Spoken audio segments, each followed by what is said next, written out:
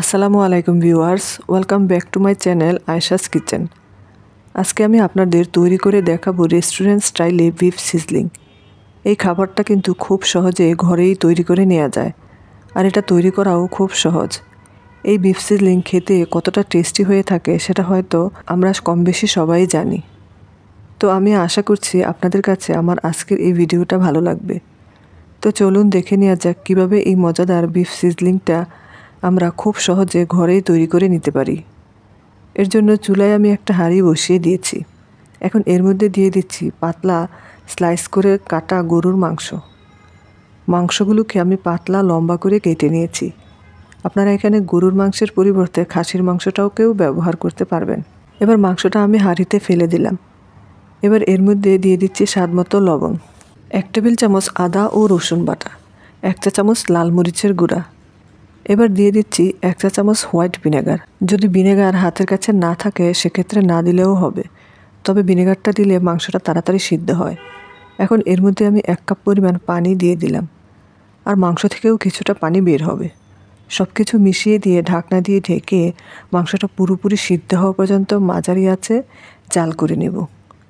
বেশ কিছুক্ষণ জাল করে নেওয়ার পরে এখন আমি ঢাকনাটা খুলে নিচ্ছি, আর এরই মাঝে মাংসটা পুরোপুরি সিদ্ধ হয়ে গিয়েছে, আর পানিটাও টেনে গিয়েছে। যখন পানিটা টেনে নিয়ে এভাবে মাংসের সাথে মিশে যাবে, ওই পর্যায়ে বুঝতে হবে যে এটা হয়ে গিয়েছে। এখন আমি এটাকে চুলা থেকে নামিয়ে একটা সাইডে রেখে দেব। এখন চুলায় আমি আবারও একটা হাঁড়ি বসিয়ে দিয়েছি। এখন এর মধ্যে দিয়ে দিচ্ছি 2 টেবিল চামচ তেল। তেলটা যখন কিছুটা গরম হয়ে আসবে ওই পর্যায়ে দিচ্ছি 1 টেবিল চামচ পরিমাণ রসুন কুচি ও আদা কুচি।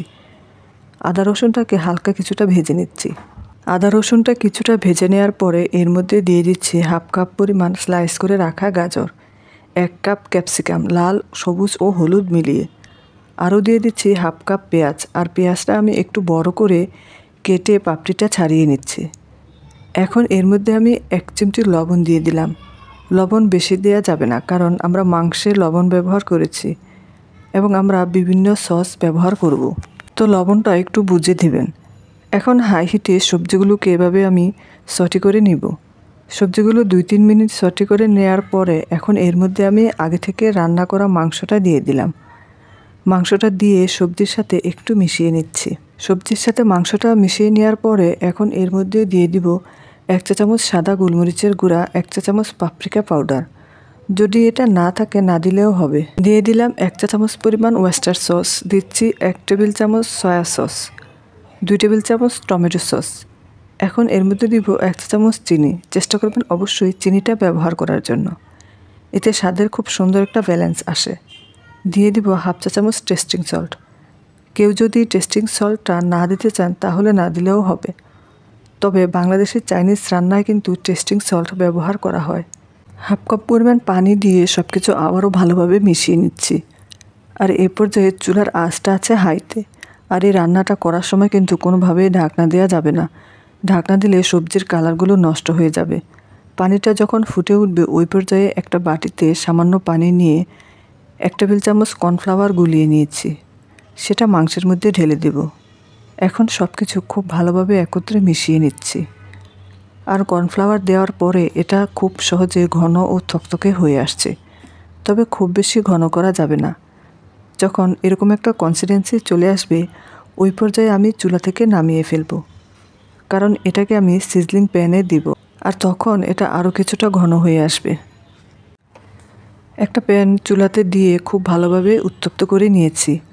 এখন এর মধ্যে আমি 1 টেবিল চামচ পরিমাণ বাটার দিয়ে দিলাম, আর প্যানটাকে আমি এমনভাবে উত্তপ্ত করে নিয়েছিলাম যে বাটারটা দেওয়ার সাথে সাথে মেল্ট হয়ে যাচ্ছে।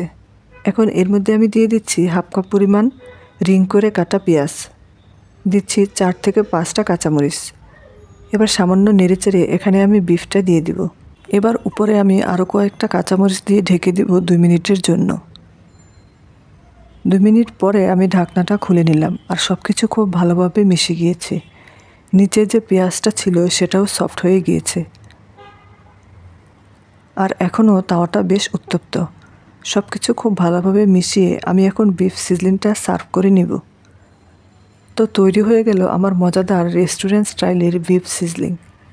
এটা তৈরি করা কতটা সহজ সেটা তো দেখেই নিলেন। আমি আশা করছি আমার আজকের রেসিপিটা আপনাদের কাছে ভালো লেগেছে। যদি রেসিপিটা ভালো লেগে থাকে তাহলে আমার ভিডিওতে একটা লাইক দিবেন আর চ্যানেলটিকে সাবস্ক্রাইব করে পাশেই থাকবেন।